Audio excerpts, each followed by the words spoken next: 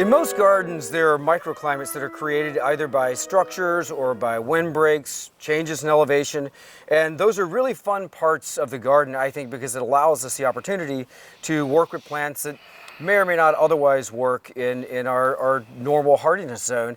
In some cases, those changes are significant enough that we can bring in a whole range of plants that would otherwise not grow in that region, and this is a wonderful example of that. Right.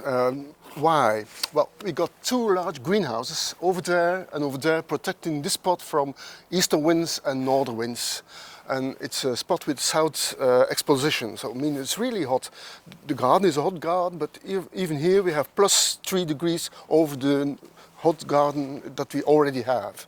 And that's why we have the possibility of growing hundreds of species from Mediterranean climates all over the world. Right, so this is a very protected space. Of course, the greenhouse behind us on the north side is painted white, so you get a lot of reflected light. Extra, yes. Right, yes. right, and so we're giving these plants, all the opportunities they need to thrive in this part of Belgium where they wouldn't otherwise grow. In fact, I saw an olive tree. You have olives in Belgium. The only one. Right, the only one.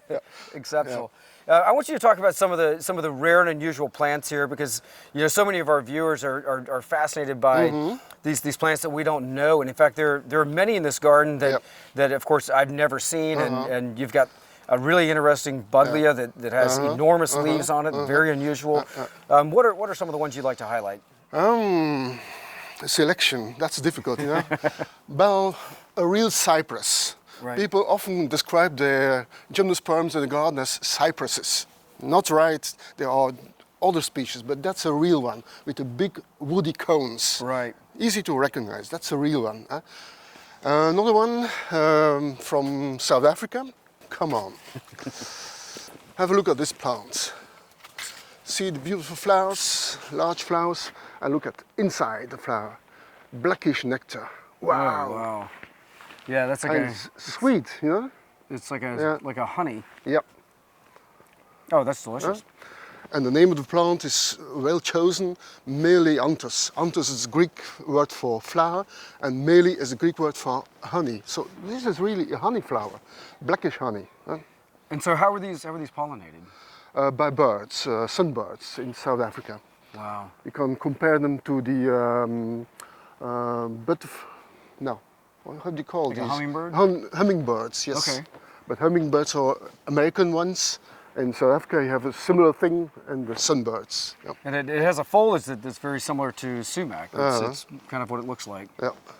Wonderful.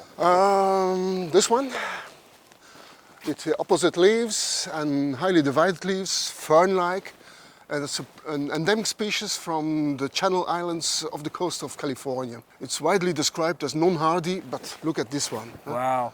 Well, and that's what's so special about these microclimates. For the visitors to come in and see plants that clearly are not growing in their town, probably not even in their region, and they get to actually see those, up close, and I think it's very special. This is Ghent, really. Right, absolutely.